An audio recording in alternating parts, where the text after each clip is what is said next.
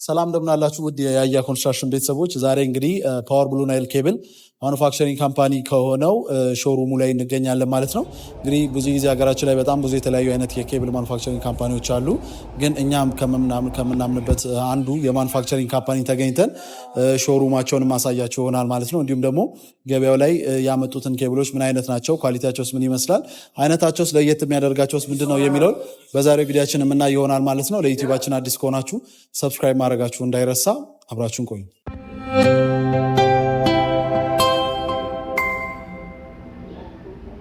በድጋሚ እንኳን ደህና መጣችሁ። እንግዲህ አጠገቤ የብሉ ናይል ሽያጭ ማናጀር ትኖራለች ማለት ነው። ከእሷ ጋር ቆንጆ የሆነ ቆይታ እንደሚኖረ ምንም ጥርጥር የሌለው። እንግዲህ መጀመሪያ ራስሽን አስታውቂና ስለ ድርጅትሽ የያዛችሁትንም ፕሮዳክቶች እንዲሁ አንድ ላይ አስታውቂልኝ። መልካም፣ እሺ፣ በጣም ነው የማመሰግነው እዚህ ስለተገኛችሁ ግብዣችንን ስለታደማችሁ በጣም ከልቤ ነው የማመሰግነው። እንኳን ደህና መጣችሁ እላለሁ።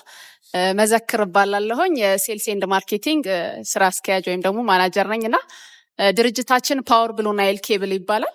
ፓወር ብሉ ናይል ኬብል በዋናነት የሚያመርታቸው የተለያዩ ኬብሎች ቢኖሩ ዋናው በኢነርጂ ወይም ደግሞ ቢልዲንግ ዋይሮችን እናመርታለን። ለኤሌክትሪክ ስራዎች የሚያገለግሉ 1.5 2.5 እና ባለ 4 የሆኑትን ዋይሮች በብዛት ይመረታል።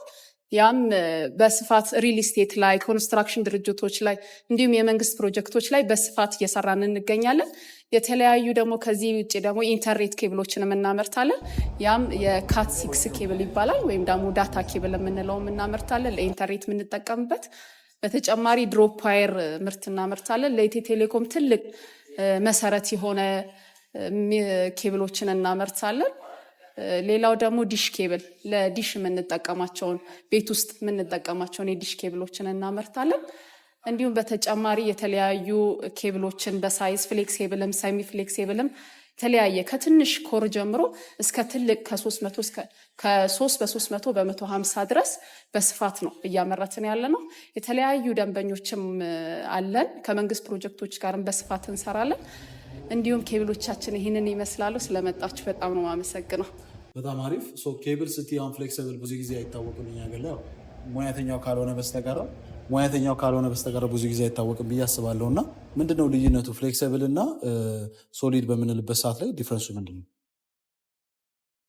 አሁን ብዙ ጊዜ ምንድነው ልክ ነህ ከስተመር የማያውቃቸው ሊኖሩ ይችላሉ። ምንድነው እኛ ጋይድ ነው የምናደርገው። ከስተመር ምን ይፈልጋል የሚለውን ከነሱ ፊድባክ እንቀበልና የነሱን ፍላጎት አይተን ይሄኛው ሞር ይሻላቸዋል ብለን ሪኮመንድ እናደርጋለን። ሞር በተለይ ደግሞ ልዩነቱ ምንድነው ሶሊድ ኬብሎቹን ሪጅድ የሆነ የማይንቀሳቀስ ቦታ ላይ ይቀመጣል። አሁን እንደዚህ ፍሌክሲብል የምንጠቀምባቸው ኢንስታሌሽን ላይ ሊንቀሳቀስ የሚችሉ ቦታዎች፣ የተጣጠፈ ቦታዎች ካሉ ሞር ኢንስታሌሽን ላይ ኤሌክትሪሻኖችም ባለሙያዎችም የሚመርጡት ፍሌክሲብል ኬብሎችን ነው። ከአገልግሎት አንጻር ግን አንድ አይነት የሆነ አገልግሎት ነው ያለው። ለመብራት፣ ለሶኬት እንዲሁም ለምጣድ በስፋት ነው የምንጠቀማቸው። በጣም አሪፍ። ሰው ኬብል ሲያስብ ወይም ደግሞ ቤቱን ለማሰራት ብዙ ጊዜ ግዴታ ኤሌክትሪክ ኢንስታሌሽን ያስፈልጋልና ለምንድነው እናንተ የሚመርጣችሁ? ከሌሎች አሁን ገበያ ላይ በጣም ብዙ አማራጮች አሉ ብዬ አስባለሁ። እና ብሉ ናይልን ለምንድነው ተመራጭ ሊያደርግ የሚችልበት ዋናው ሪዝም ምንድነው? ፕላስ ከነገና ደግሞ ገዝቶስ ከእናንተም ሊጠቀም ይችላል። ምንስ የተለየ ነገር ሊያገኝ ይችላል? በዋናነት ብሉ ናይል ኬብልን በስፋት አሁን ገበያ ላይ አለ። በደንብ ነው ከስተመሩም የሚያውቀው። ብዙ ደንበኞችም አለ። ማነው የተለያዩ ድርጅቶችን ቢኖሩ ማርኬት ላይ ሰፊ ነው ኬብል አምራች ድርጅት እና እኛን መርጠው የሚመጡበት በዋናነት አንደኛ ነገር ኬብሎቻችን ጥራትን አንደራደርም። በጥራት ማለት ነው። ጥራት ላይ በደንብ ነው የምንሰራው እና ዲዩሬቢሊቲም አለው።